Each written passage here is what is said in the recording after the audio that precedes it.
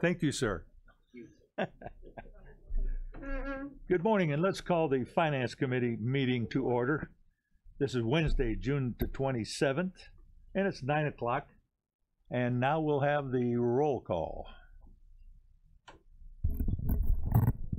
Mr. Legess, Mr. Vickery, Present.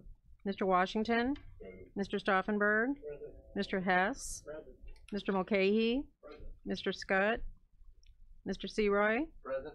Mr. Hildebrand, Mr. Einfeld, Ms. Weber, Mr. Payton, Ms. Dunbar, Mr. Ritter, Present. Mr. Kinzinger, Mr. Wheeler, Mr. Lear. We have a quorum. Thank you. Under public comment, I have one, Mr. Jake Lee.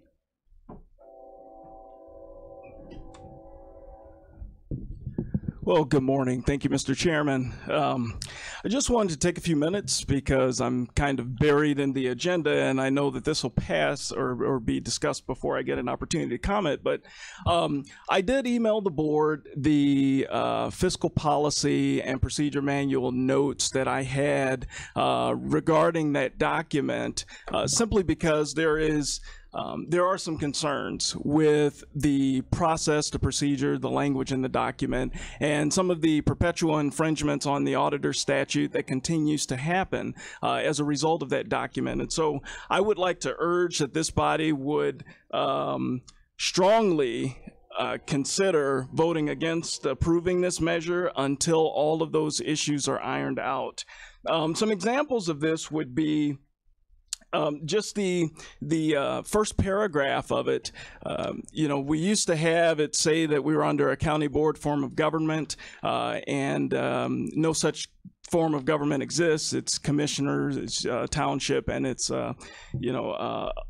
county executive form of government in the state of Illinois. So, and there are things throughout the document in terms of the accounting functions that are vested in an office other than the auditor's office, and that is not legal by state statute. The county board, should not support the altering of statutory functions, because that is not legal per the state statute 55 ILCS 54/5-1087. So I would ask that this body would please not support this document because it perpetuates a statutory violation that should not exist. In addition to that, I wanted to point out a few things in terms of process flow. You know, the county auditor's office is a countywide elected position, as you all know, and we're responsible and accountable to 110,000 people. We believe that our statutory function should be restored to this office in practice because we already have them by law. It should be restored in practice so that the accounting functions that relate to county finance are not vested in an office where one individual reports to one individual. We need it in an office where the person who holds the office reports to 110,000. So I would like to urge this committee to strongly and rigorously debate this document. I really recommend that you don't approve it at this time because it does violate the law. Thank you very much. I have no presentations, and I'd ask for approval of the minutes for the May 23rd meeting. Mr. Washington with a motion, Mr. Payton with a second. All in favor signify by saying aye. Aye. All opposed, like same. Motion carries. First up, Treasurer's Office, Mr. Africano.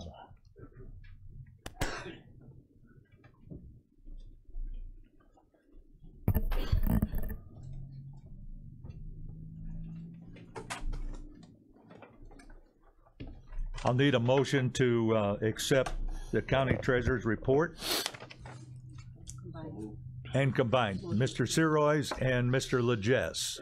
All in favor signify by saying aye. Aye. All opposed, like same. Hearing none, motion passes. Good morning, everyone. As you know, we're in tax taking time. We've passed the deadline for first installment, but we're still getting payments. Second installment is September 4th, which is the Tuesday following Labor Day. And if anybody's been being asked, mobile home bills will be in the mail by the 20th of July. That's county. And those have a 60-day deadline. Of the 53,416 parcels in our county, 10,005 have been paid in full. We've collected about 108 million out of 192 million so far, so about 57%. We have roughly 105 million locked up right now in a 30-day short-term investment vehicle, paying 1.62%. And I just wanted to mention something that I think can't be mentioned enough. We did about 4% of our payments on the internet, so about 4.5 million. Escrow is about 22% of what we take in. Our banks take in $30 million, have taken in $30 million on the first installment, so about 28%, and the Treasurer's Office takes in 46%, which would include mail and walk-ins. So what the banks do for us is incredibly helpful and convenient for our taxpayers. I think that's all I have. We'll continue to take taxes. I know there's been some changes this year that we made, and some have worked well and some haven't worked so well, and we'll be making some additional changes. If you have any suggestions, I'm open to hearing them. Any questions? Any questions? Hearing none? Thank you, Dick. Thank you.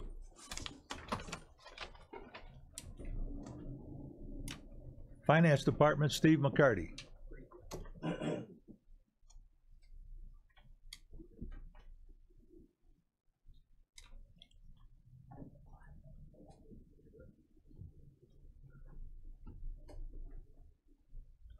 Good morning, Steve. Good morning. Good morning. You have a copy, right? Yes. Yep. With Mr. Mount. Very good.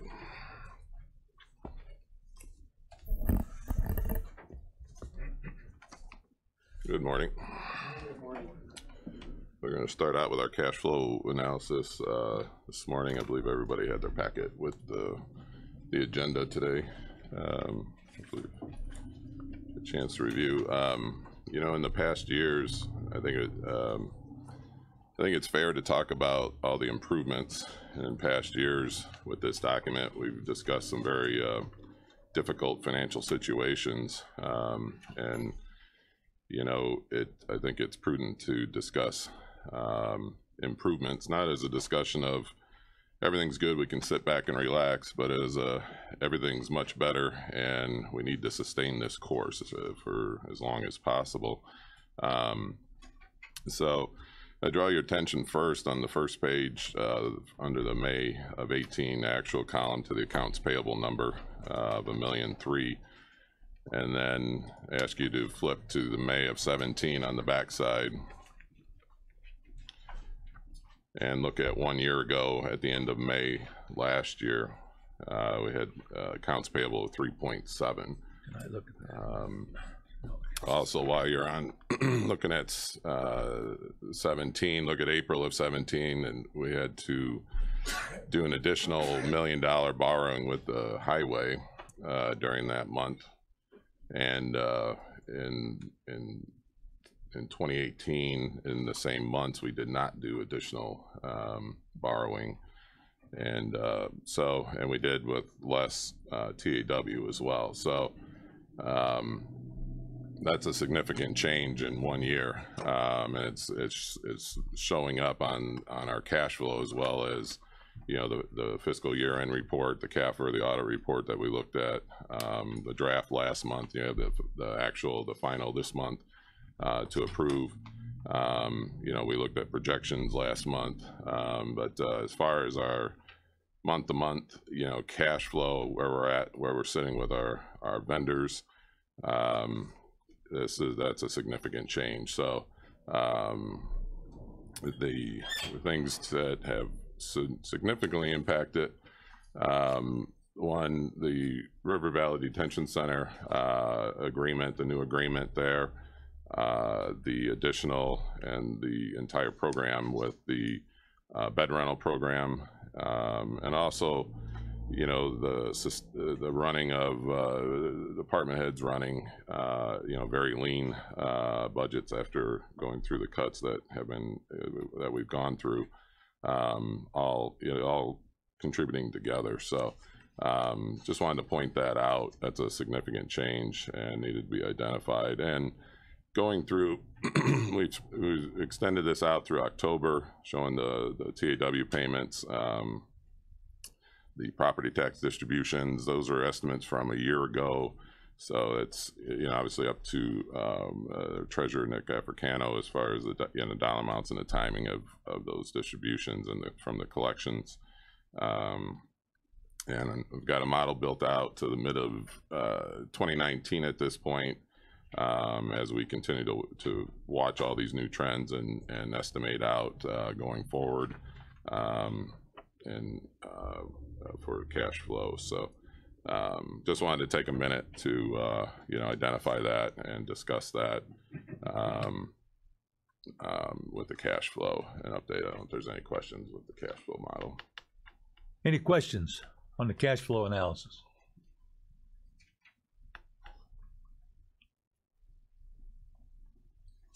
Alrighty. And then moving into the next page with the inmate bed rental, put that first. I think it's appropriate to identify that we set a new record, if you will, using a sports analogy. As we looked at these monthly things over the years, I highlighted May of 2018 and March of 2013. So this current billing, the May billing, is now the highest that I believe is on record for these monthly billings for this bed rental program. So I commend Sheriff Downey and his staff, and I thought we should take a moment to look at that. And also, if you look year to date on that same page, 914,000 ahead of last year. That's just the bed rental. I'm sure the other reimbursements are higher as well, but you know, that's also goes hand in hand with our cash flow model, you know, because that took place in the most difficult months of cash flow. So that was a tremendous help, and also leads, you know, to that discussion with our cash flow. Any questions on the inmate bed rental revenue?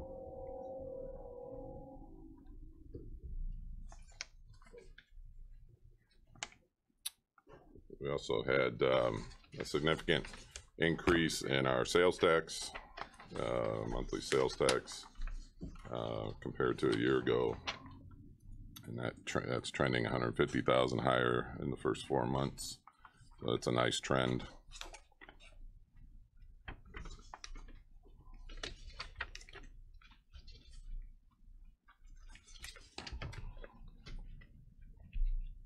Any questions on the sales tax revenue?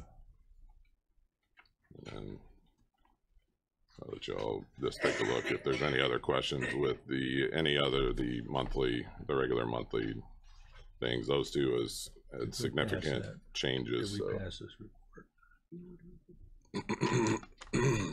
So if there's any other questions on the regular items or not. Any other questions? Oh, Ms. Dunbar. 13. Thank you, Mr. Chairman. I would just ask that we could get this a day ahead of time again, please. Well, it was suggested to pass out with the agenda items last time, so we did it with the agenda items, with the flavor of the committee, you know, to add. What's the committee's pleasure? You want it a day ahead of time by email?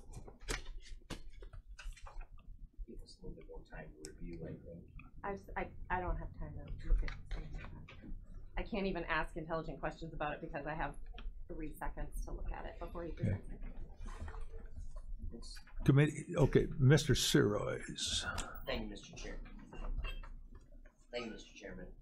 And a day ahead of time would be nice. It's similar to the same information that we received last month, except for this month's numbers are, instead of anticipated, they're actual factual numbers. So I was just wondering the trend in the, we still don't know where our unincorporated sales tax numbers is coming from, do we? Can't figure out where that trend is rising at. Is that all the pop-up stores, the Dollar Generals, the things that are happening in Yeah, little towns? I'm that, scratching my head to figure out how come that number keeps going up. there's a lot of categories that fall into that. We'll work on trying to see if we can drill down into that. The state is limited on It's that good. I just didn't specific know if it information, was. Yeah, and it trends in certain times. You know, certain months are different than other months, and yeah, where that trend comes from. Yeah. Is it agricultural based? That was my next question. Maybe it's agricultural based, and we're flying during the, planting and harvesting seasons. It's just a question that I have that maybe is unknown, but a day or so ahead of time might help a few people on the committee. That's the committee's wishes. Will Steve get that out a day ahead of time? Thank you. Any other questions for Steve? The next item is the approval of the FY17 Comprehensive Annual Financial Report to officially approve and send on to the full board. All of you got a link to the document. The auditors, outside auditors, were here last month with a draft and covered their required communications. I don't know if there was any other questions or not about that on that document.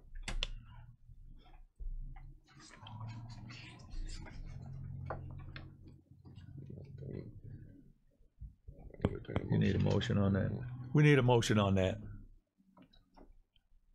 Mr. Stauffenberg with a motion and Mr. Legess with a second. Discussion? Discussion? Mr. Suroy. Thank you, Mr. Chairman. Is this annual report, is this concrete, or can we amend as we go forward throughout the year? Can we take something out of it, or is this once we approve it today, is that what it's set till we approve it next year? Or is it a working document where we can? The auditor has brought up some concerns, and I think it's best if we maybe address some of those concerns. There's some punctuation, some spelling stuff that are in there. I was just wondering if it's a working document or if it's set in stone.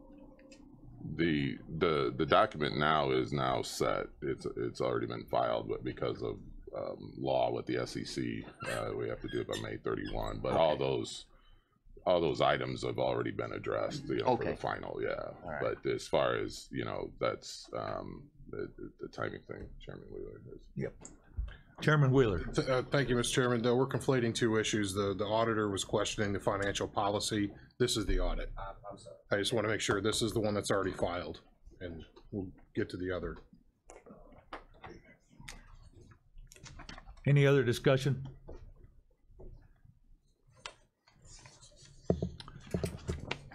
We have a motion and a second, right? Okay. All in favor signify by saying aye. Aye. All opposed, like same. Motion carries. Right, the next item is amendment to the fiscal policy and procedure manual. We discussed this last month with some updates. It did go through the previous, the June full board. And then there was some other recommended changes to the document, and it has been reviewed by the state's attorney's office. I believe the most significant change is with the adding the county administrator to the payroll administration for this. So with the updated change, it's here for your review and discussion. Need a motion and a second. Mr. Sirois with a motion. Second by Mr. Hess. Discussion. Mr. Hess. Thank you, Chairman. My question is directed to the state's attorney. Mr. Lee sent this letter out to us, if everybody got a copy of it, and he says in here that I invite you to consider all the facts before approving this policy that clearly continues to violate the law. My question to the state's attorney's office is, are we violating the law? Here's a representative from the state's attorney's office. Am I on? Good morning, Graham. Good morning, everybody. The short answer to your question is no, you're not violating the law by passing this policy today. Our office took a look at the language that you reviewed last month. We incorporated to the extent we could Mr. Lee's comments. That's the punctuation Mr. Sewer was talking about.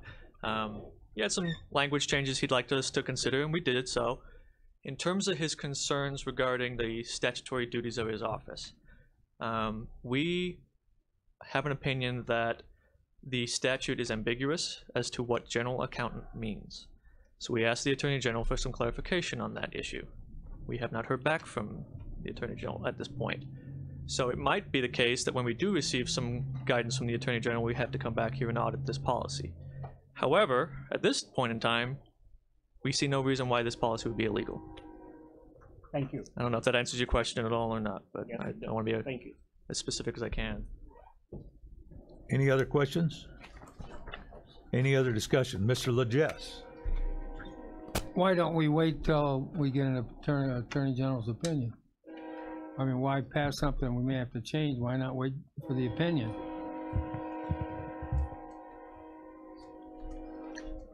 Mr. Legess, that's entirely up to this this committee and by extension the full board. As Steve said, the two changes you're looking at today are adding Ms. Speckman to the payroll administration just in case Ms. Langlois has, vacation or sick time or whatever she wants to take, so someone else has access to that system. And then Mr. Duvall in the IT department had some changes he'd like to make to the software component. So those are the two substantive changes you're viewing today. I just want to make sure we're clear on what we're actually talking about. Last month was the addition of the federal grant money that we had to do, I believe, for the audit. Steve, correct me if I'm wrong there. So that's what we're talking about today. That's up to this board, though, if you want to change this, or wait till the Attorney General makes a decision. Any other discussion or questions? Any other discussion or questions? Mr. Stauffenberg.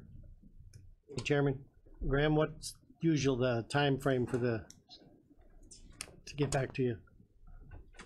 So I believe we sent the question to the Attorney General last year sometime. Marlo, do you remember? About a year ago, exactly about a year ago now. In terms of when they get back to us, it could be a significant amount of time still. Who knows? Yeah. It does take some time usually. Thank you. Any other discussion or questions? I'll ask it again. Any other discussion or questions? All in favor signify by saying aye. Aye. All opposed, like same. Motion carries. The next item on the agenda is ending the Will County PBC lease agreement. Chairman Wheeler, do you want to introduce this? Or? Yeah, thank you. Chairman Wheeler. Thank you, Mr. Chairman. Basically, this is the wrap-up for the Will County PBC, Will County, and Kankakee County agreement. This ends that agreement officially. The Will County Board has done their part of this. It's a separate issue than what we did last month at the full board. That was the new agreement. This ties up all the loose ends and allows for the final distribution of all the monies that are involved. So it's the exact same thing that we did when we extracted from the building fund or the maintenance fund up there, what, 2 years ago roughly? Yeah. It's the same language, the same type of resolution. It's just dotting the i's and crosses the t. It's nothing new in there that is binding us to anything. It just ends that agreement.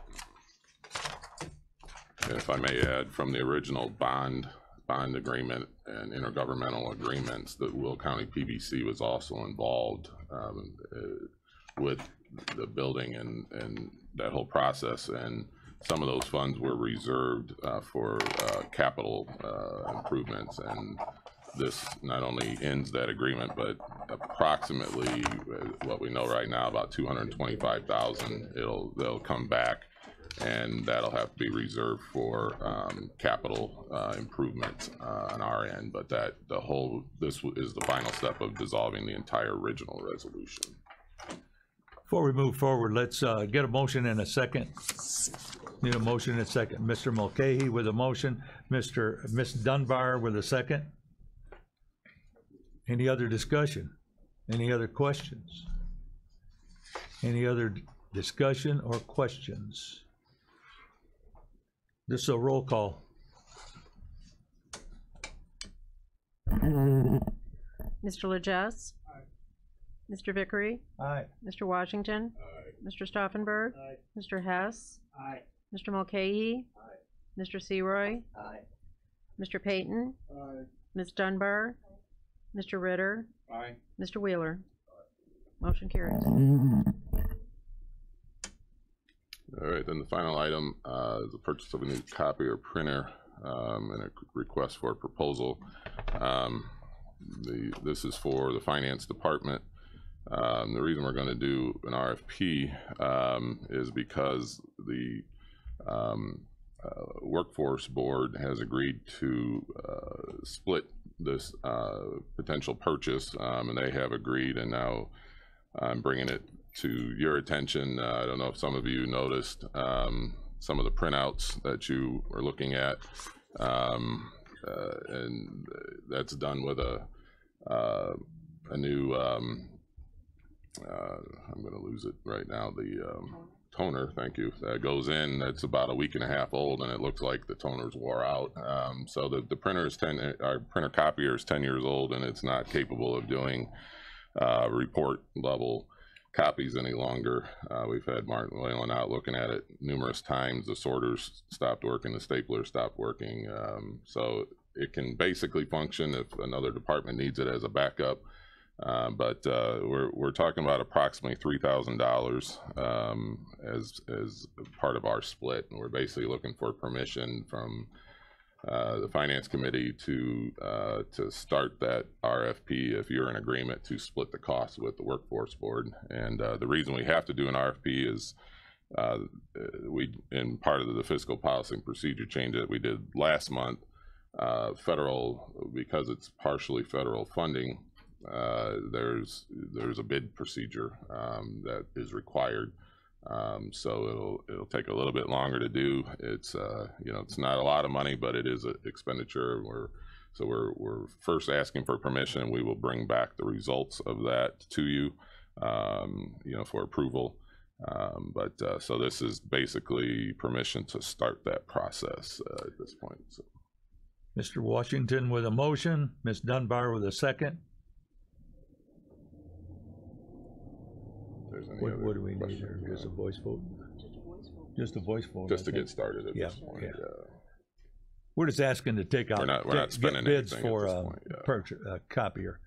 I have a motion and a second. All in favor signify by saying aye. Aye. All opposed, like same. Motion carries. All right. That's all I had. Unless there's other questions. Any other questions for Steve? All right. Thank you, Steve. Sheriff Downey.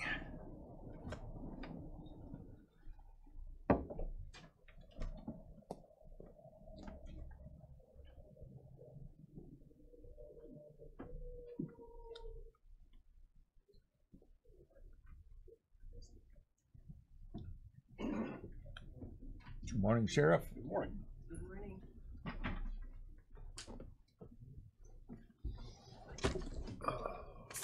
Good morning. Good morning.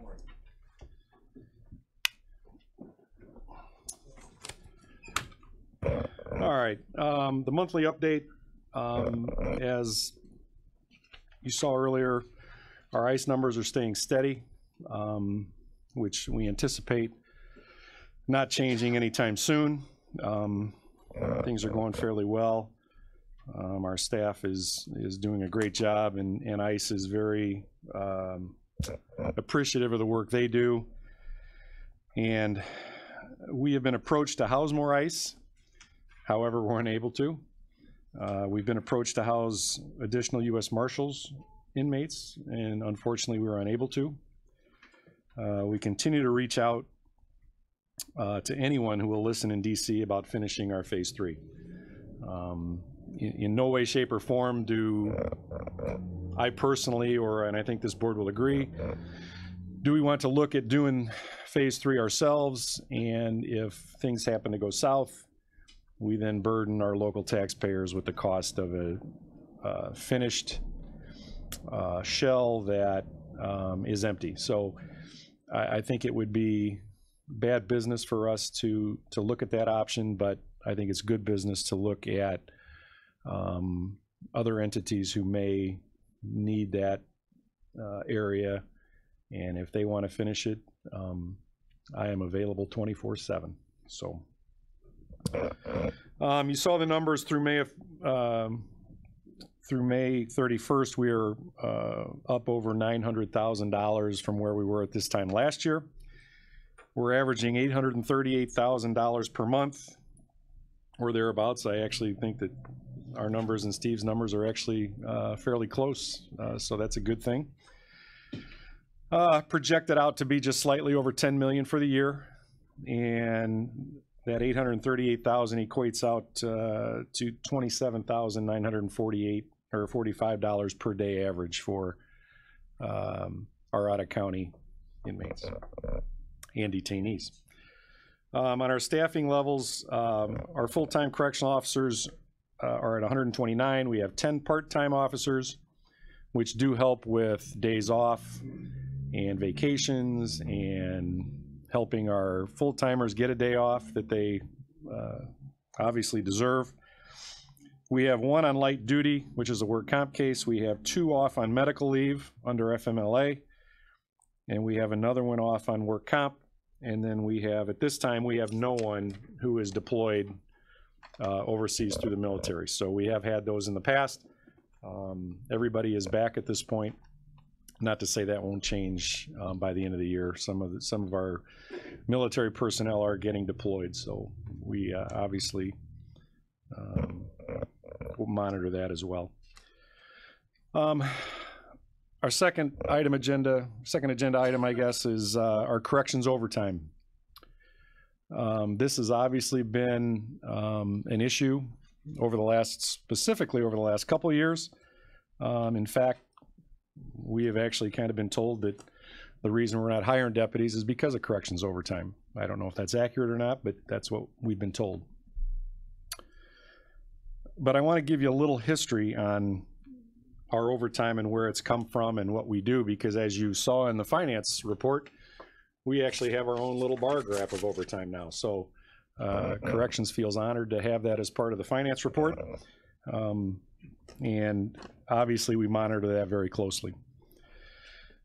Dating back to 2014, and the last 3 years, if you remember, the reimbursements that we get from our feds, we have in the past been putting those numbers, whether it's straight salary or whether it's overtime, we would differentiate. In other words, we would say, okay, we got reimbursed for this guy, but he wasn't on overtime, but we got reimbursed for this guy and he was on overtime, so they're coming out of 2 separate line items in our budget. So this year, I made the decision to say, you know what, if it weren't for this program, we wouldn't have overtime, at least on the transports and those things. So we now put all of that money that we get back from the feds in reimbursement into our overtime line item. And rather than give you a bunch of numbers, I can tell you that if you recall in 2014, it's the year we experienced layoffs in both departments, corrections and our deputy side. And in 2015 and the majority of 2016, as we lost employees through attrition, because as most of you probably remember, the stability of employment was not real exciting at that point for somebody on the lower end of our seniority list. So we had people leave. Well, we were one of few departments who didn't replace anybody, because I thought we were told we had an hiring freeze, but I don't know whether that was true or not, but we did not replace anybody. Then in 2016 in October, we started receiving ICE. And one of the things we had to do was ramp up our staff back up to where we were able to adequately do our jobs, not only for our local inmates, but for ICE detainees, for the U.S. Marshals. So as part of that ramping up, that cost us overtime because we did not have the trained staff that we had back in 2014, 2013, et cetera. So if you go strictly by numbers, and remember, as part of that ramping up, we also had, all the new hires had to go a mandatory 5-week training. So as we hired new employees, we would be paying them, they would be gone for 5 weeks, and then we would backfill them with overtime. So this wasn't an issue of just willy-nilly overtime. This was an issue of backfilling spots that were vital to us continuing this program. So in just raw numbers, and I'll give you 2 different sets of numbers here. Our actual overtime over the course of 4 years from 2014 through 2017 was $4,131,000. The credit that we received in that overtime line item was $692,000. So almost $700,000 came back to the county in reimbursements through salary reimbursement. So that brings our overtime cost in those 4 years to $3,438,000, or approximately $859,000 average over those 4 years. So if we would have gone back and said, well, look, let's move all that money reimbursements we had to our overtime line items, that changes everything significantly. That means that our net overtime over those 4 years was only $2.2 million, or an average of the total cost from 14 through 17, the total cost was $1.8 million for an average of $458,000 a year. And that's about where we're projected to be this year, right at that $458,000 mark. So we've got a little bit of grasp on it. Like I said, we can't control some of the things that happen. We can't control court calls. We can't control medical transports, even our local inmates, because those are the ones that we are primarily responsible for. So just to give you an idea where that overtime is, and when people say that the overtime is preventing us from hiring deputies, I think is a misstatement and not very truthful. So there are fixed costs with ICE and overtime. As we are going through right now, part of our Nakamoto inspection was that we have to provide a specific type of training to every one of our staff. And it's a 40-hour training. Well, I can't take, of the 20 people I have working, I can't take half of them and go train them because we still have a jail to run. So that is strictly overtime, but it is strictly related to ICE. There's other overtimes that sometimes we can do on shift, or there's other trainings that we can do on shift that doesn't cost us overtime, and there's other trainings that we do maybe last a day or two that sometimes do cost us overtime. My suggestion is, to make this maybe simpler for everybody, is to create an additional line item under overtime for strictly ICE, so that we get a better idea of what ICE is costing us, so that we know, because that's, I think, what we want to do. I think that's what everybody wants to do. I mean, we want to get that true picture of what ICE is costing us, because I know that's always the $1 million question, or at the end of this year, the $10 million question. So keep in mind that our failure to provide this required training could result in ICE pulling out. Our staff has worked too hard. Now, if that's the board's preference, just say the word. But we want to separate the overtime strictly for ICE overtime to get a better handle on it. So something, I don't know if we need a motion for that, or I know we can't do it because it's not on the agenda, but something to certainly consider, maybe even for next year, whether we do it this year or not. Oh, Chairman Wheeler. Thank you, Mr. Chairman. I think it's, personally, I think it's a great idea to be able to isolate not just overtime, but capital expenditures, everything else that is related to, I would say ICE, and maybe you may lump marshals. I don't know if they have any special requests in there, but you may put that in the same bucket. We transport them too. Yeah, transport them too. But I don't see any capital expenditures. Let's say if we have to do a fence, if we have to do a rec area, right? It'd be nice to have that segregated within, whether it's in capital corrections or something allows something along those lines. I've actually talked to Steve about that in the past, so maybe that's something we could go offline with and work out what those need to be within the ledger, so we can better account for that. If anybody else feels the same way. Mr. Sirois. Thank you, thank you, Mr. Chairman. Sheriff, I would like to commend the correction staff for the numbers that they brought in May, and the overtime your overtime numbers are down throughout the course of through 16 for what the graph shows. So you guys are working meaner and leaner, I would say, and it is well appreciated by the rest of this county. I know you feel sometimes like you're a little Tommy Tucker, but you're not today. I don't, and I said it before you did. So we appreciate the correction staff and all they're going through to keep this program viable for the county. So thank you very much. Thank you. Nobody in here wants me to sing for my supper either, so I'll defer to George. Mr. Stauffenberg. Thank you, Chairman. I think that's a great idea, another line item for that. I'd be in favor of that 100%, because it's always been tough for us to get a handle on exactly how much money we're making on this deal. I wonder, have you ever got a price on finishing out the third part? And what the return would be? No, only because that costs money. It might be worth us knowing. I mean, somebody's going to have to do it if they ever come around. The number we tell people, because back when we first built that and it was there, I mean, the cost was about 15 million.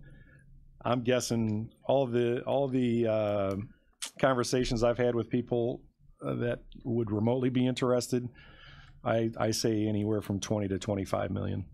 But that's, again, that's a non-handyman, non-architect guesstimate. So I just think it'd be valuable information. I don't know what it would cost to get that estimate. There's a couple people that we have done work with before that may kind of give us a better ballpark than I could probably give you. It could have a payback quicker than you think, but I don't know until you find out what's going to cost to build it. Yeah, it's just such a, as to quote Mr. Vickery, very volatile. Oh yeah, true. Right? Thank you. I think so. Mr. Olthoff. To complete that, do they use modules? It depends. Some of it is set up to do that, but part of it is set up as dormitory style.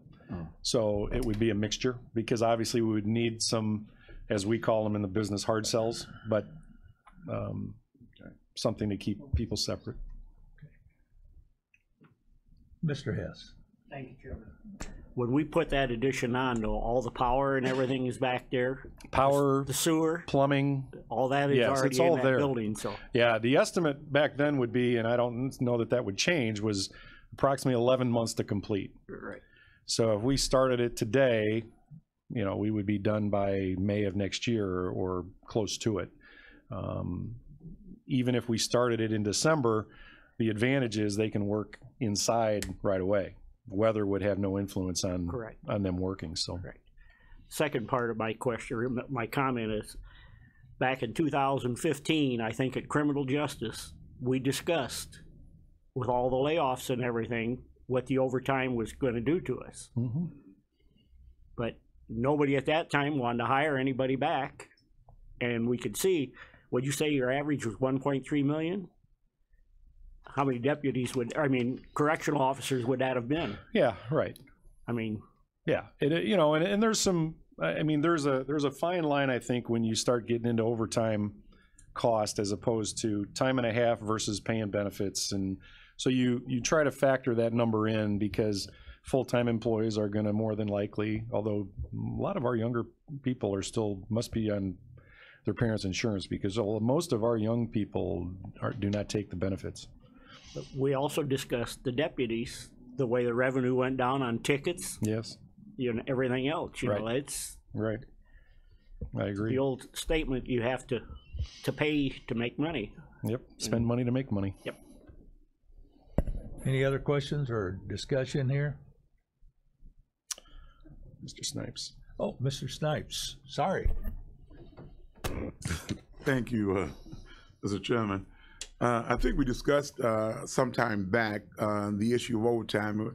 I wasn't part of the nobody crowd. I did bring that up, and I believe that I said analysis should be done to determine, after considering all costs, what would be the benefit of hiring additional individuals. Because the ICE program came to us, and at the start, it would have been, it was not feasible for us to just go in and kind of do that, because we need to get kind of got settled a little bit. But I do think that, and I think I've stated before, that at some point we need to look at, one, how much will the addition, facility that we have that's unprepared at this time, what that will cost, what would it house, and what would be the benefit of now opening? If it's a benefit, then I think a phase should be started to kind of determine whether or not that cost can be accommodated. And I also believe the sheriff at that time was looking to see if there was any grants available. We're always out there looking for grants. Though, again, I would feel much more comfortable with some outside entity, even if it's private investors, rather than the county being on the hook for something that we can't pay for. I just think that's bad business. I think if we do it, and then all of a sudden 2 years from now, 4 years from now, 6 years from now, it's gone, and then you have a big empty shell that we're still paying on. So agreeable. Thanks. So in addition to the overtime, we have a cost analysis of our bed rental program, which we've done before. And you may recall that even in bad years, the bed rental program was still saving the county over $2 million a year in what it would cost us to house our local inmates. And that's, I think, what we've kind of preached for a long, long time about. We are still responsible for our local inmates, regardless of if we have dime one coming in revenue. So the estimated expense in 2018, and we're estimating from obviously December 1st through November 30th of this year, is $17,295,000. Now, what does that include? It includes our direct jail cost, which is our budget. It does include every penny of overtime, so that's in our budget. So it includes that number. It includes utilities at both jails, because obviously we're running probably more utilities at the downtown jail because we have inmates there. It includes our liability insurance, which we know is somewhat close to $1 million a year. And it includes staff benefits, everything including IMRF, FICA, unemployment, workman's comp, and insurance. We have all those numbers broken out for each employee we have at the jail. So $17,295 is the total cost right now with everything. 17 million. I did? Ah, well, millions, thousands, it's all. 17 million, I apologize. Yeah, wouldn't that be great? So the estimated local cost in 2018 is $11,786,000, or close to $133 a day per inmate. The estimated out-of-county cost is $5.5 million, or $43 per inmate. So obviously we house our out-of-counties for significantly less than we house our locals. So what does that all mean? It means that with the inmate program, our expenses, which I just said were $17.2 million, minus the revenue of $10 million, or slightly over $10 million, brings the county cost with the inmate program to $7,184,000.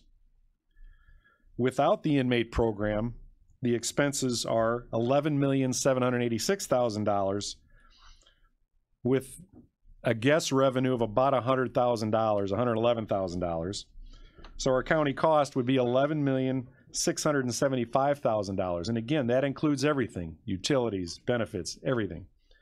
So right now, this year, we anticipate saving county taxpayers $4.4 million with the out-of-county program. So I think that's something that you guys can obviously utilize as what we're trying to do and why we do it. But I think it's important to know that, you know, this program does have some advantages. Any questions regarding those numbers?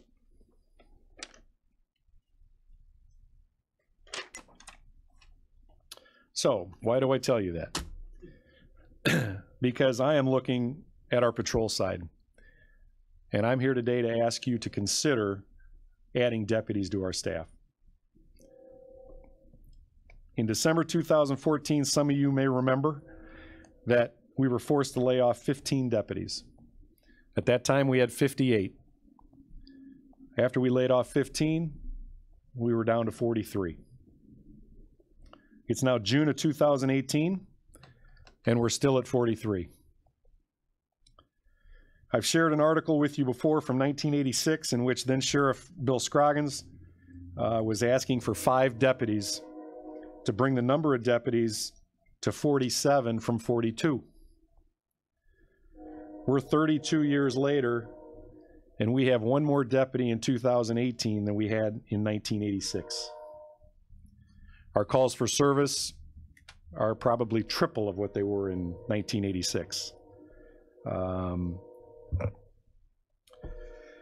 I've reported before about the amount of salary reimbursement we receive for our deputies, including Indian Oaks Academy, KMEG, Metro, Stolen Auto, Sexual Assault Grant, schools, courthouse security, village contracts that total $629,000. Also, additional civil process of $120,000. As I've told you before, the county board is now funding 31 deputies. They're not funding 43. They're funding 31. I'm not sure if there were any reimbursements back in 1986. KMEG possibly. We may have had a guy in KMEG back in 1986. There may have been courthouse security, but I'm not even sure when that came into, when that became law. The county was funding more deputies back in 1986 than they are today. I'm requesting today that this board make a commitment to fund 43 deputies. That would mean a commitment of adding 12. I'm not asking that we add them all in this fiscal year, but I would like to add 4 this year, 4 next year, and 4 the following year. Today, we are a reactive police department. What that means is, when somebody calls, we react. Proactive policing, we are not. We are not out there doing proactive things, trying to prevent crime, trying to prevent people from getting in trouble. We are not. Proactive policing can prevent crimes before they happen. We do not do that here. Reactive policing is simply responding call to call, which is what we do. Something happens to somebody, somebody calls, we respond. That's reactive policing. Our immediate needs in fiscal year 18, and by the way, by the time we hire somebody in fiscal year 18, it's going to be October, November, so the cost in fiscal 18 would be minimal. I would like to add 1 deputy strictly to serve papers. Both our afternoon shift and day shift, their main function right now is serving papers. They're serving papers when they come in. As calls come in, they get away from serving papers and respond to calls. I would like to assign 1 deputy assigned to a traffic unit.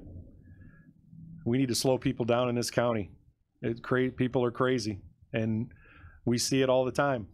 And how many accidents possibly could be avoided if we'd have more people out there slowing traffic down. And 2 additional deputies assigned to patrol. The 4 and 19 and the 4 and 20 we can certainly discuss later, but obviously immediately we'd like to get 4. Now, how do we pay for this? I know that's always the question. I think the board should consider the $4.5 million we're saving taxpayers by housing out-of-county inmates. The approximate cost of a new deputy is between $75,000 and $80,000 by the time you factor salary and benefits and training. This year, obviously, the 4 would be minimal cost because it wouldn't happen until probably October, November, so that would get us into fiscal year 19. So the cost for 8 in fiscal year 19 would be $640,000. In fiscal year 20, the cost for 10 would be approximately $800,000.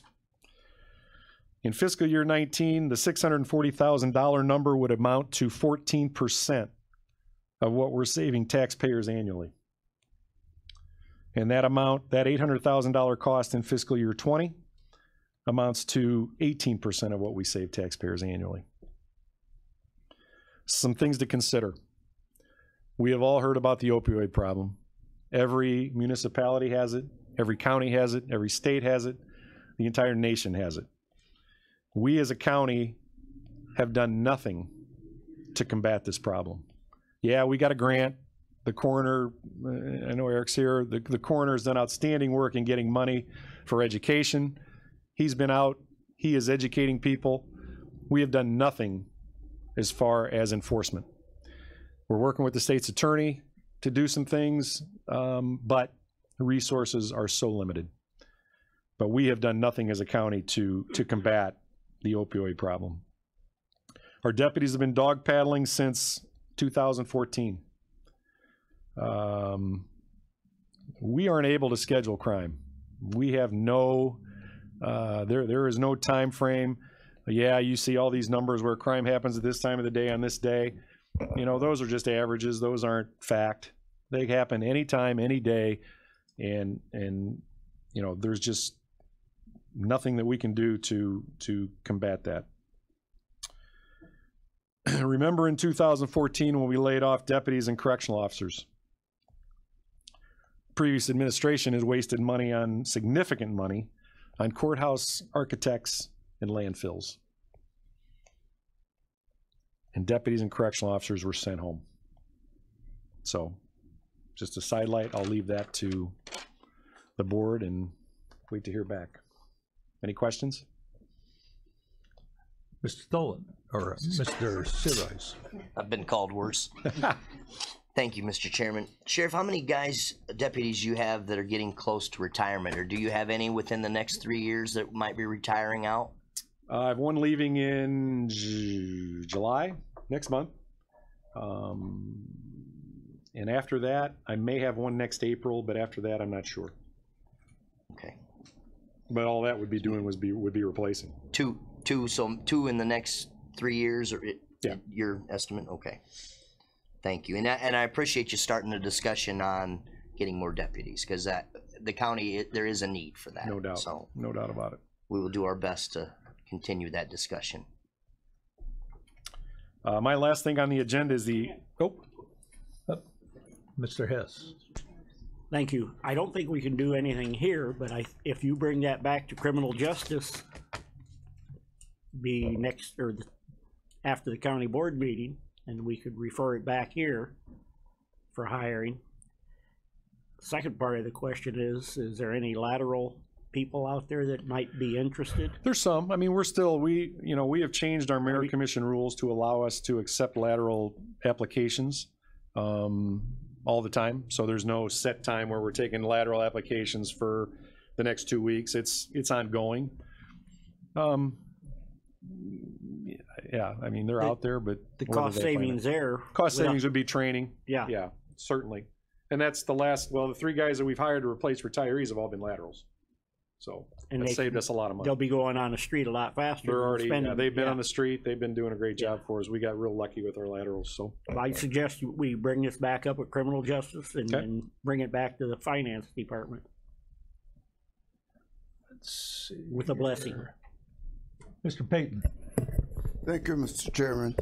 Just out of curiosity, Sheriff, an increase in deputy, you probably would have a decrease in overtime pay, right? Most of our overtime isn't on the deputy side. Okay. The majority of our overtime is all on the corrections side. Okay. Mr. Snipes. Just a point, I know he says he's going to bring it back to the Criminal Justice Committee, but I think the foundation of his concern is going to make us bounce it back to the Finance Committee. I'm thinking, if I'm listening to your numbers, that if it's between, I guess, 80,000 for deputies, we're somewhere around the neighborhood of $320,000 out of a $4.5 million savings is what you're saying. Right. So what you're saying is, and then you're saying that we'll take it in baby steps, dealing in thirds as far as hiring, and then that will be off through the year, which I don't think is nowhere near unreasonable. I do believe that we do have to beef up our sheriff department up on the streets, because they are flying through. As long as you don't give me a ticket, you're fine. No, but they're going, and there's deaths that have happened in our county. As far as that's concerned, that's alarming. I had to attend and play for a 20-year-old girl that died in an accident. Not on her doing, but on the doing of the individual that was driving, that was 30. So there's a flip side to the equation. And I think at this point in time, the Finance Committee, because you brought it here, should look at the hardcore numbers or whatever and see if those numbers are feasible before you bring it back to us. And then in the Criminal Justice Committee, so that we can determine how soon that we can basically move forward and not procrastinate the issue. Mr. Stauffenberg. Mike, didn't I hear at Criminal Justice we had like 1,500 warrants not served? Yeah, that's probably close. Some of them, though, I mean, there's a lot of them that are probably relatively old. What kind of income are we leaving on the table because of that? Well, it depends. I mean, you know, courts, costs, and fines when they end up through the system. Yeah, so I'm just thinking, there's certainly might pay for one. You know, I mean, no just doubt, to get them served. No doubt. Unless you start having warrant Monday, Tuesday, Wednesday, Thursday, Friday. We've talked about it. Any other questions, discussion? And lastly, the Illinois Department of Corrections inspection, which happens every year. They inspected both jails. Both jails passed with no non-compliance issues. Certainly something for our staff to be very proud of. And the report is actually on file in the county clerk's office. So both jails, no non-compliance issues.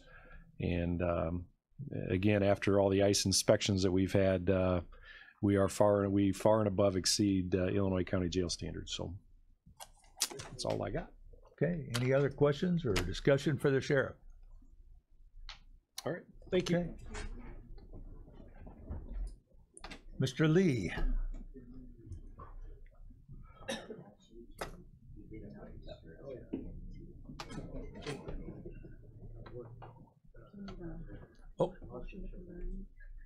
Oh. Okay.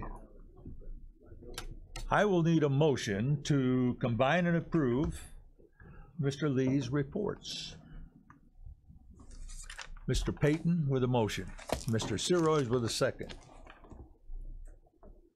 And this requires roll call vote. Mr. Legess? Aye. Mr. Vickery? Aye. Mr. Washington? Aye. Mr. Stauffenberg? Aye. Mr. Hess? Aye. Mr. Mulcahy? Aye. Mr. Seroy? Aye. Mr. Payton? Aye. Ms. Dunbar? She's gone. Okay. Mr. Ritter? Aye. Mr. Whaler? Motion carries.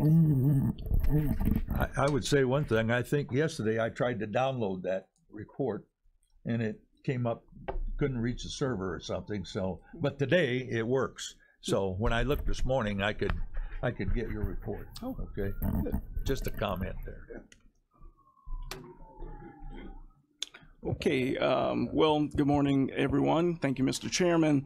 I would like to start out this morning just by acknowledging there were many people who had expressed their condolences to our family. As some of you may know, a week ago yesterday was the funeral of my 13-year-old nephew.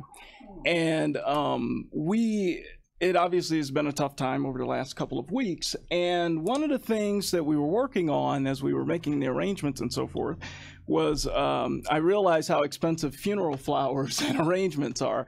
And I did want to at least express that I appreciate the county not spending any money and sending an expensive arrangement to us, as we have seen those claims come across for other individuals. And so that's one of those situations where I don't necessarily like it and I don't agree with it, but you know, it does happen. But I do appreciate that there wasn't any such arrangement sent to us. So thank you very much for that.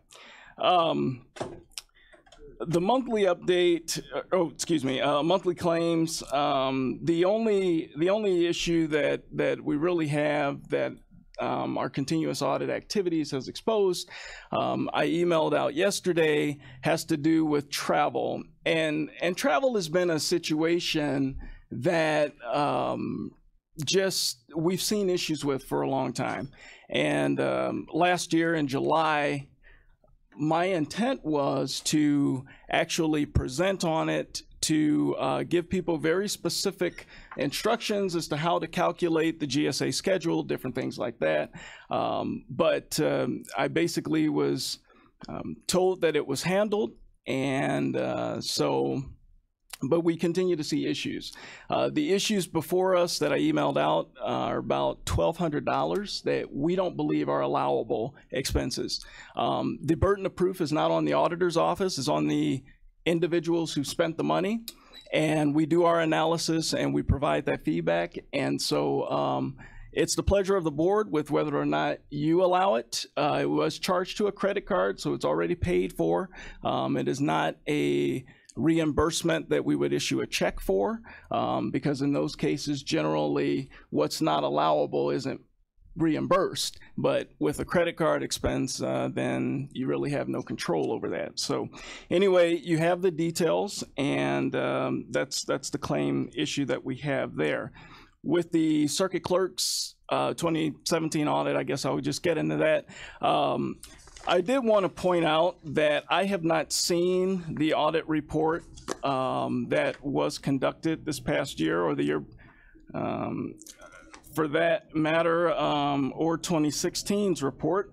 But I do have the report as of the year ended November 30th, 2015, and I just want to read into your hearing an audit finding that was in 2015.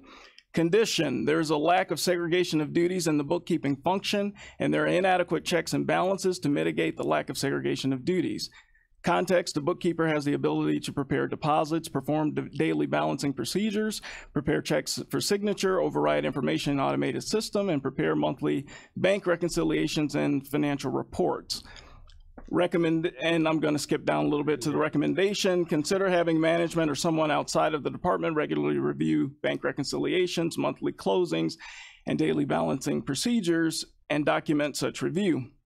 Management responds: due to limited resources outside the department, management will perform reviews of bank reconciliations, closing procedures, and daily balancing procedures beginning in May 2016. I read that because there have been comments out there that somehow this audit finding is my fault and the result of me not doing my job, basically. And I will say that this audit finding has been there for at least 3 years, including last year. So a few things I want to point out about an audit finding. An audit finding is simply the outside auditors finding an area where the process over internal controls can be strengthened, a chink in the armor, if you will. The important thing, or the most important thing regarding an independent audit's report, is the auditor's opinion. There are basically four types of opinions. There's the unmodified, unqualified opinion, which we informally call a clean audit, and that is what the circuit clerk and the county has received for some time.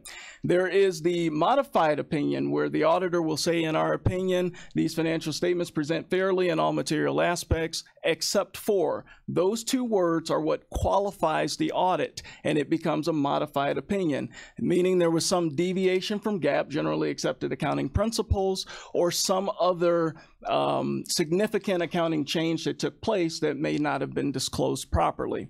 There is the disclaimer opinion, which is where the auditor cannot gather enough evidence in order to opine on the financial statements. And so they will give a disclaimer because they were not able to satisfy themselves to give a clean audit opinion. And then finally, there's what's called the adverse opinion, which is when the financial statements are materially misstated and the auditor will opine as such. That is obviously one that you want to stay away from. And I don't know that we've ever received that in this county.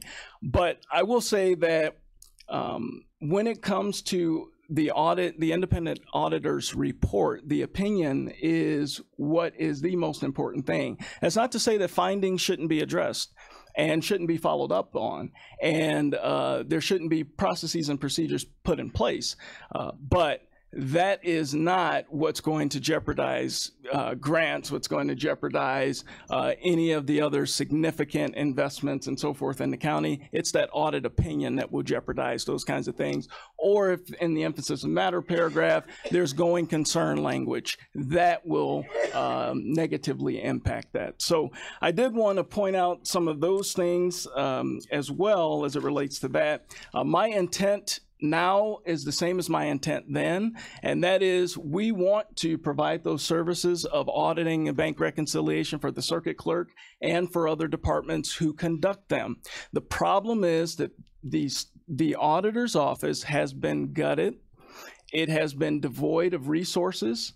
Powers, functions, and authorities have been altered, and there is the elected official and one employee, the only elected office in this county that is in that situation. The only one. So we have to prioritize with the resources that we have. And as an elected official, you know, other people don't get to pick and choose how my office functions. You know, I do that. And so that is what we're going to do. And we're going to do the best we can with the resources that we have. And then, of course, I emailed you the quarterly report and some of our recommendations there. At this time, I guess I'll entertain any questions that there may be. Mr. Wheeler. I just have one, thank you, Mr. Chairman. Just one question, general question. Were any of the circuit clerk's assertions not valid, that she was told that she was going to get help with the auditing of those reconciliations from your office and it didn't happen? Yes, so I expressed to the circuit clerk my intention, which remains the same today, that I hope to provide services with auditing the reconciliation. But again, that takes a backseat to other issues that come up. And that's a result of the staffing issue that we have in our office and the other projects we have going on, such as the decentralized bank account internal control audit we're doing today. It is a very significant, highly involved audit that we are working on, and the circuit clerk is well aware of that. Just one for the committee's sake, you know, the auditor mentioned that we have gutted the office. We've run an analysis out of administration of the other elected auditor's office. And besides Macon County, because that's somewhat of an outlier because they have their HR as part of their auditor's office, the average is 2 employees per 100,000 residents of the county. McLean County has 2, LaSalle has 3, 2.5 in Vermilion, very similar counties, so I don't think we're that far out of the whack of what everybody else has. So I would say that they're obviously able to get to those things on a regular basis because their circuit clerk's office didn't have that kind of a situation or any other audit findings of those kinds. So we also ran the cost as well per capita, and It's around, Kankakee County's around $1, the average is around $1.22, so they may be a little underfunded for the employees that they have. Any other comments, discussion? And Mr. Snipes? Unfortunately, you're reading about these issues in the paper, but prior to this, I went up to the auditor's office. I looked, and in the auditor's office, I had a conversation with the auditor. I also looked at the audit, the auditor's report, not the auditor for the county, but the independent auditor, and I noticed that there was not anywhere in this report a finding concerning our internal auditor. What I did look at was management's representation. And then I also looked at I listened to the conversation from the circuit clerk. I do know that they posted a position for a bookkeeper of some sort in accounting to try to handle the internal before it gets to an audit, so they can have something to be able to tangibly present to an auditor if that's what their recommendation was. Let's put it up on his office. His office is not responsible for any other department's accounting system. His job is just to maintain and check, be the what I call the county eyes, to make sure that there is nothing that's happening that will probably cause alarm. And I think he does that. In his office, to his credit, he has a CPA in there, a lady that's quite well familiarized with the GAAP procedures. In his office, if he is the elected official, he only has one employee. The other that was cited today was 2, possibly 3, for dealing with 100,000. We're a little bit over 100,000. If you're going to add what we consider to be additional work, or we requesting that additional work be done, we have to consider giving this individual the additional help that is needed. Unfortunately, there's a cloud of ambiguity that is out there that's saying that he should be doing something that he shouldn't, and then there's something that he should be doing that he's being prohibited from. But to take this circus into the media by anybody, I think is childish. We can talk to each other in the building. We can call each other. But to continue this circus where we're saying he's doing something wrong is an outright lie. Or to basically state that he should be doing something that he said, I would like to do, but I just don't have the manpower to do, is a mischaracterization of his character.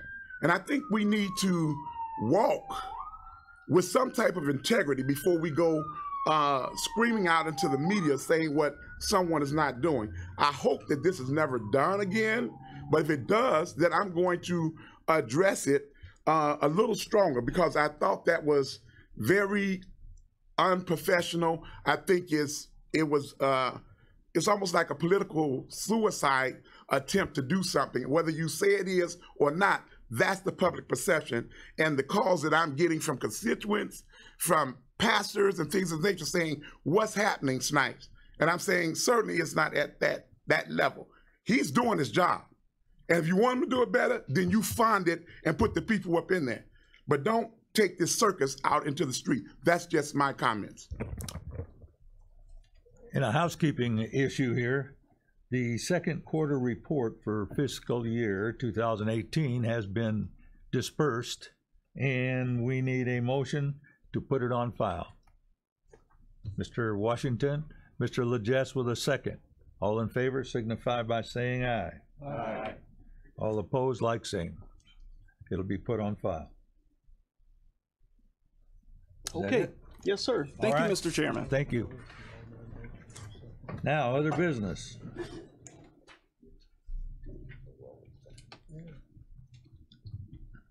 Mr. Chairman, On the x-ray machine courthouse. This came from Criminal Justice Committee, I believe. That committee voted to recommend to this. Am I correct in that, Mr. Hess? Yeah. Okay. Basically, the x-ray machine is on its last leg. Yeah, so it's we need it's beyond repair, so they're asking for that. I believe that, I can't remember the amount of money. I apologize for that. Do you recall Criminal Justice? Was it? Do we need an RFP? Yeah. I thought it was under 15. That's the number that's sticking in my head. But we, is the sheriff still here? I don't think he's here, is he? Okay. Oh. Okay. I don't think. Sheriff, I would ask the sheriff, did we get a number on it?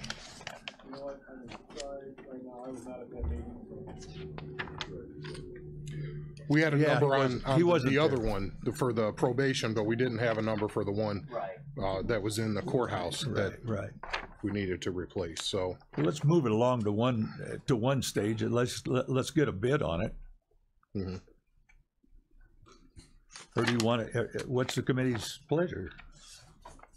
Mr. Sirois? Thank you, Mr. Chairman. I think we should explore, and I don't know who would be the department to explore the different ranges, because probation also needs one. The courthouse, both their backup doesn't work, and the one that they have that they say is working, I don't believe is working properly, because my father went in there with an artificial knee, and he always gets dinged at the airport, and he didn't get dinged at the courthouse. So I think we need to try to find out what types of x-ray machines they have now, because I think technology has changed so much that there might be things out there that we can utilize that might not be the standard door frame to walk through, but we need to at least put it out for bid or see what we can get for that. Mr. Chairman. And again, clarity would help me, because I think we have an x-ray machine, that's the belt, and then the magnetometer is what would catch the knee. Yeah. And so I think they needed the x-ray machine, which was falling apart, I guess, is not, about past its service life, I guess. I would ask the sheriff for comments. First of all, I think there needs to be some clarification about x-ray machine versus magnetometer. The magnetometer is the thing that your father-in-law walked through. That is something that we walk through at the United Center when we go to a basketball game or a hockey game. So that is a standard, stand tall, walk through it.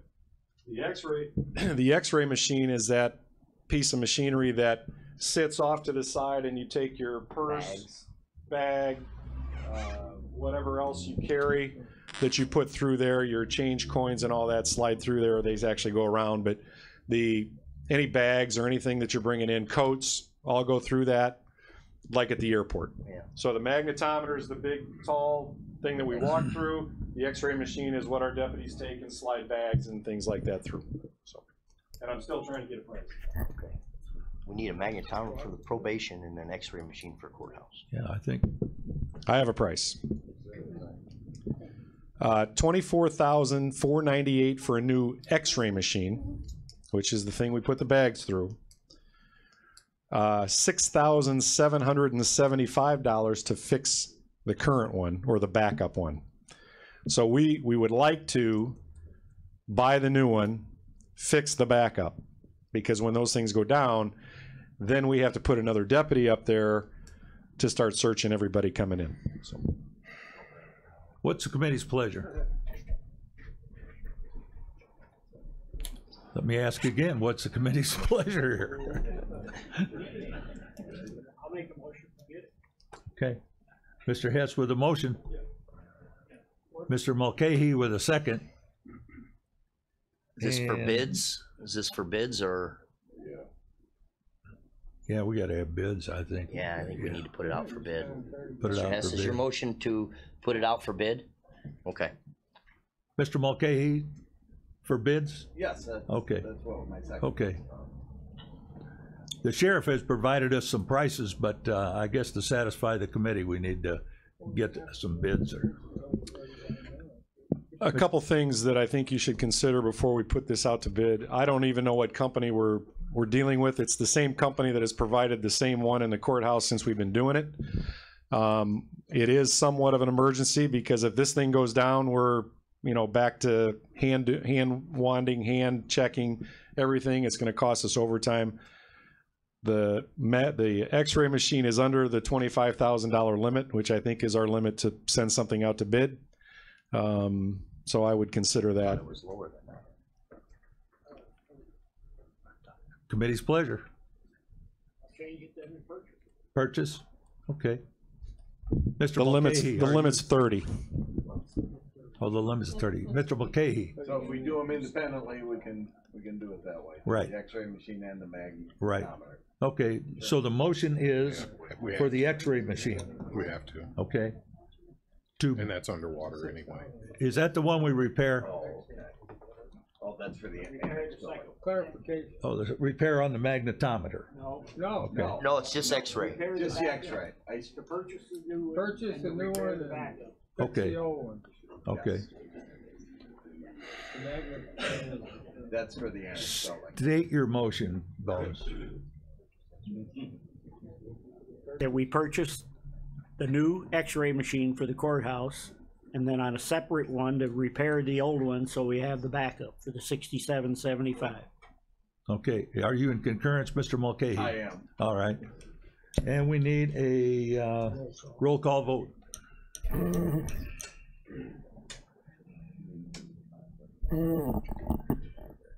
Mr. Legess. Aye.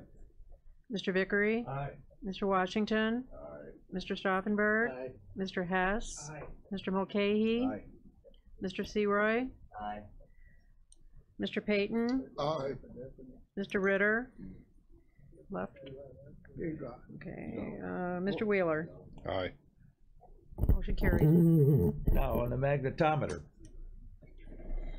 If I could intro that one, Mr. Chairman. The letter in your packet is from, I've asked Tom Latham to provide at least the background if you had a chance to look that through. But basically, there's been, I believe it was actually grieved as well by the probation union.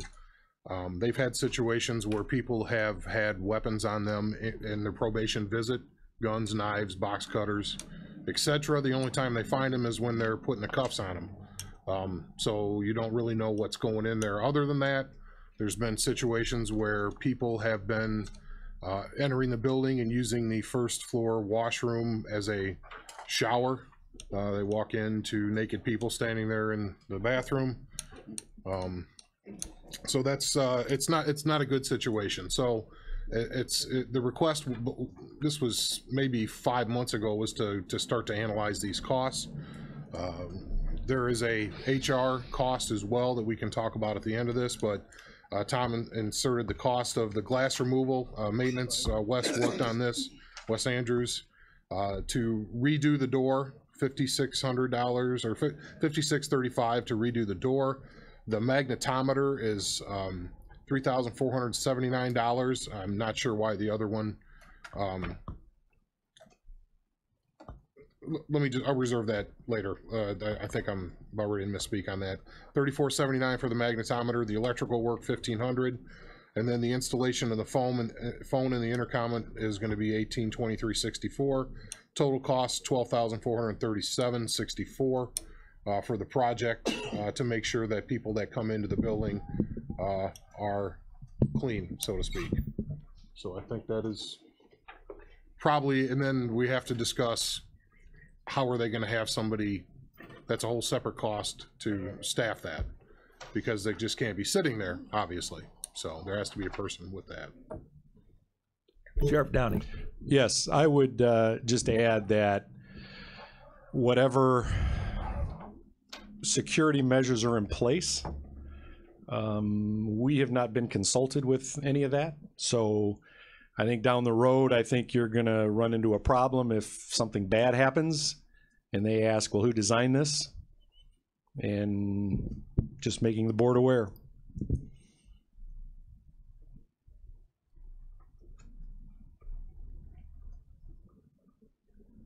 What's the committee's pleasure? you want to move forward on this, or do you need more study? Mr. Chairman. I'd rather consult with the sheriff on the design.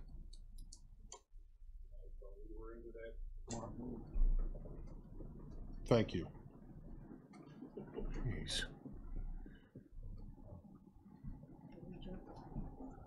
Oh, I'm sorry. Mr. Legess. Never mind. Mr. Siroy. I'll start it. Is Mr. Latham in the room? Mr. Latham, do you have a plan to man the door? No, that's obviously not my area. It is the sheriff's area. I'm only going by comparisons of when I enter other buildings. I have an idea in my head. Maybe that idea is wrong. So that's why in that letter it refers to the sheriff of what he thinks is appropriate. It refers to it a couple different times, and I've spoken to the sheriff. But obviously, to get this going the right way, so he and the chairman or whoever needs to sit down and, put a plan together going forward. But no, we don't man the screening area. I hate to move this to another month because I know the need is there, but I think we need to get everybody in the room to come up with a plan that this is even going to work before we purchase something that might not work. So I'd like to table this at least till next month to at least have some conversation on it. Mr. Washington. I don't think it's necessarily both things have to be combined. I think we all understand and agree that the equipment has to be purchased. It's the agreement on how it's going to be manned is a separate issue altogether.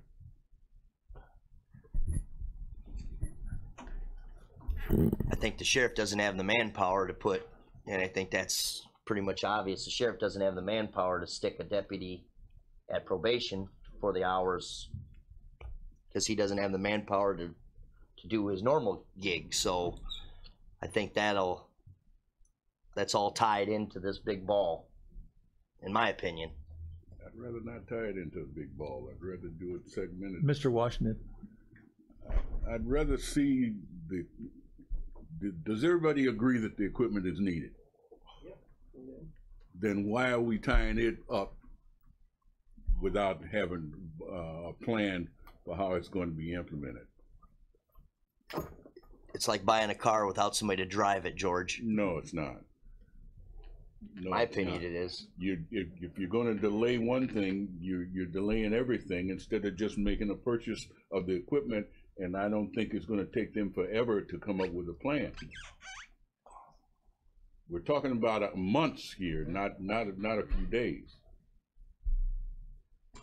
Chairman Wheeler. Would a compromise be to authorize the expenditure of just say not to exceed $13,000 pending that it fits into the security plan that the sheriff approves, and then we come back and if he discusses a staffing, maybe another person needs to be added to the rotation, they can be handled independently. It's just action won't need to happen until that point. So I'm just wondering if that is. I can compromise with that. Is that in the form of a motion? Sure, if you can make a motion out of what I just said. Is there a second to that motion? I'll second it. Mr. Legess? Okay. We're going to spend some money, so we need a roll call.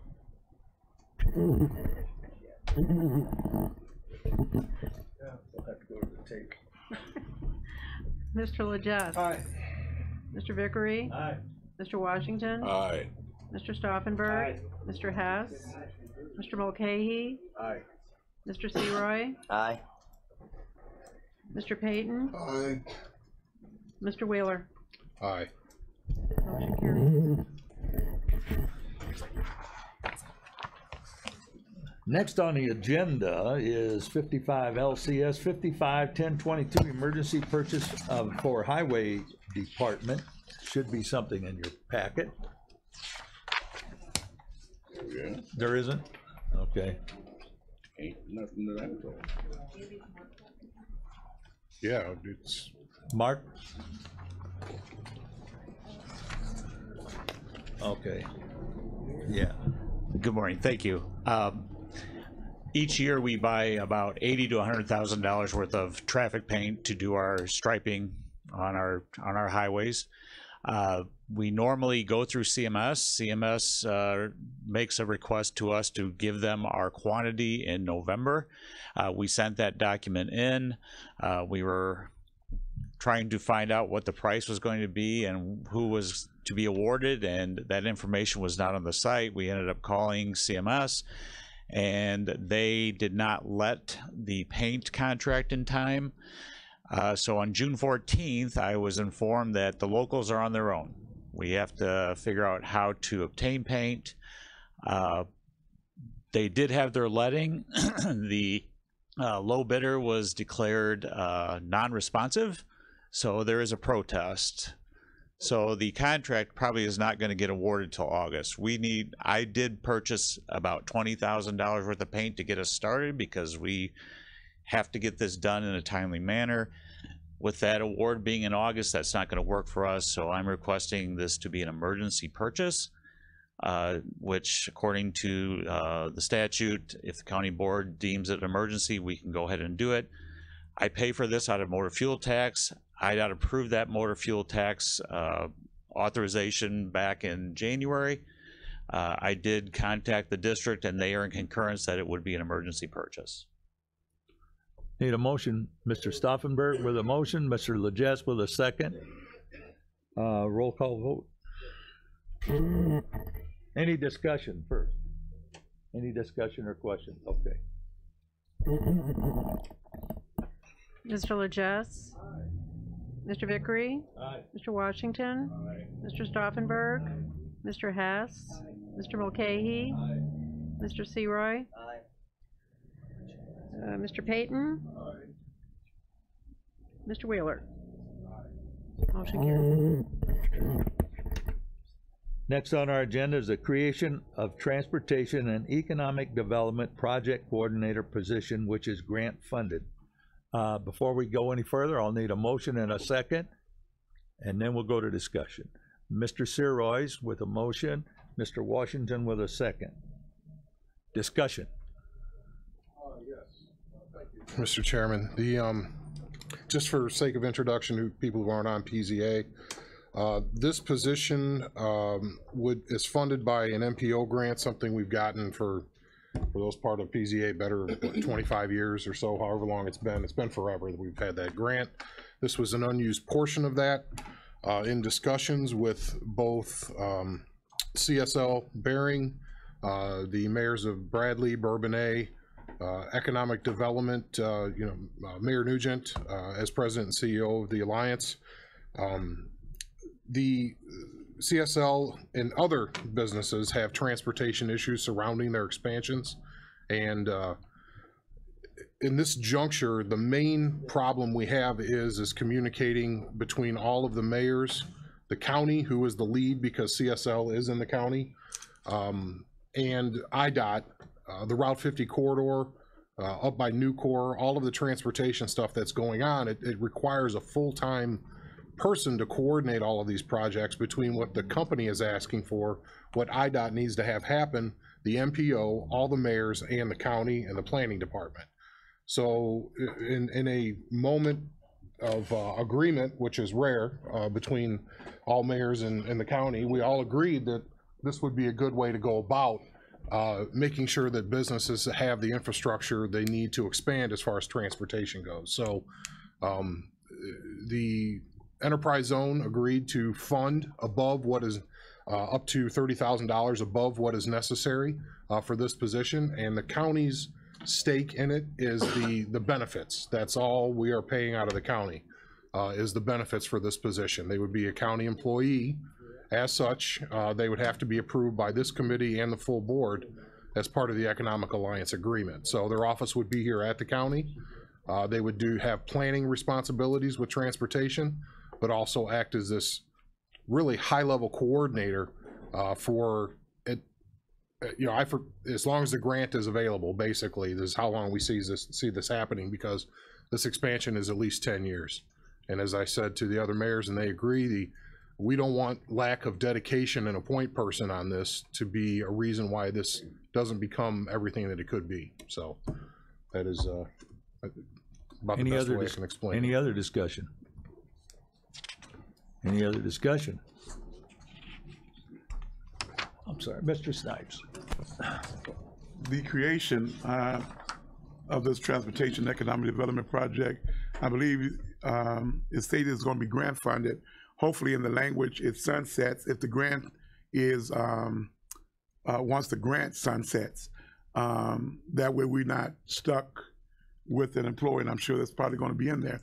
I don't know, I know you say high level, but at some point, is there a specific job description in place so that we can better understand it? I'm not saying don't, I mean, I'm against it being done. I'm just saying that before it hits that county board, full county board, I need to know, kind of have an idea, if you can just send it to me via email as to what this encompasses, or what duties is incorporated that benefits the county as a whole, as well as all these mayors who have attached themselves to it. I think she's bringing me one now.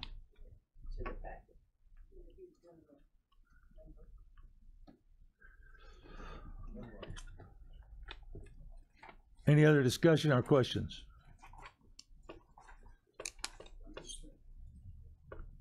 Yeah, the whole thing's in your packet.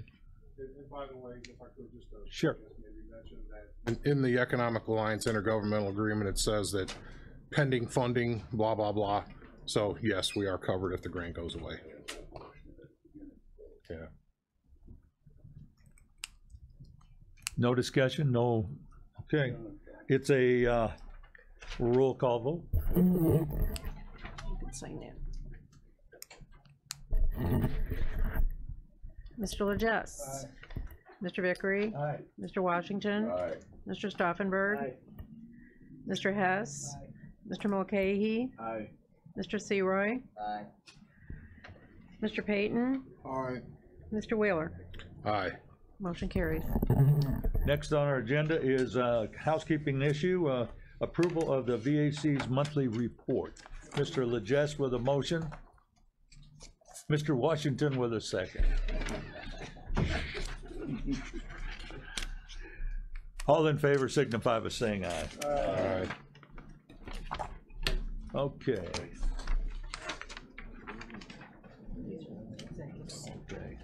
Oh, these are what? Oh, these are items carried over from the canceled executive meeting. We have appointments and reappointments. We need a motion to reappoint Mel Blanchett to the Ethics Commission and reappoint Mr. Acantito, MD, to the Kankakee County Board of Health. Mr. Seroy's with a motion. Mr. Payton with a second. All in favor signify by saying aye. Aye. All opposed, like same. Motion carries. We have two openings on the Kankakee County Regional Planning Commission, one opening on the Manteno Drainage District number 3, one opening on the Manteno number 9 Drainage District, one opening on the Will Kankakee Regional Development Authority, two openings on the Essex Township Fire Protection District, and one opening on the Ethics Commission. Now we need a motion and a second to establish the holidays for 2019. A motion and a second. Mr. Washington with a motion. Mr. Payton with a second. All in favor signify by saying aye. Aye. All opposed, like same. Motion carries. Is there any old business, Mr. Chairman? Sorry to do this before. I know everybody wants to get out of here, but it came up, so I was going to actually wait until the full board to bring this up, but I ironically got a email from Edgar County Watchdogs demanding that we end our practice for flowers for board members, immediate relatives. So now I kind of see how that situation evolved by the prior comments made today. We as a board, we don't have an official ordinance that I can find, but I do remember it coming up into discussion that we had a policy that it didn't go over $40, and anything over that was to be reimbursed, because it's hard to find an arrangement for $40. And so we had done that. Specifically, they brought up some board members' names and immediate relatives that had passed recently. A couple are in the room now. And so I was going to ask the full board as an agenda item if they wanted to continue this practice. There are many other departments who have this practice as well that are not limited to $40, but for some reason it was just the county board who's put under the microscope. Makes sense. But then I just thought I would mention to the finance committee, it's not an agenda item, but I would like to think that we should address that either at executive committee or finance and as a head nod to see if we want to continue that practice, or as the Edgar County Watchdogs recommended, we end it all together. So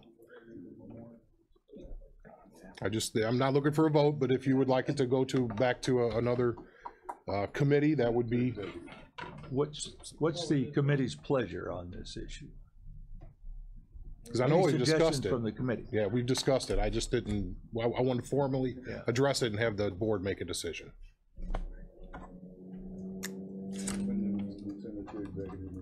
Send it to executive. Okay. Is that the committee's pleasure to send this to executive to discuss? Thank you. That's what we'll do then. We'll put it on the executive agenda and move that to that committee. Is there any new business?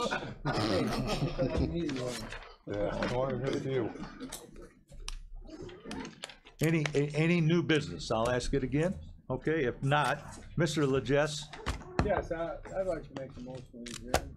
Oh, do I have a second? Mr. Mulcahy with a second. All in favor signify by saying aye.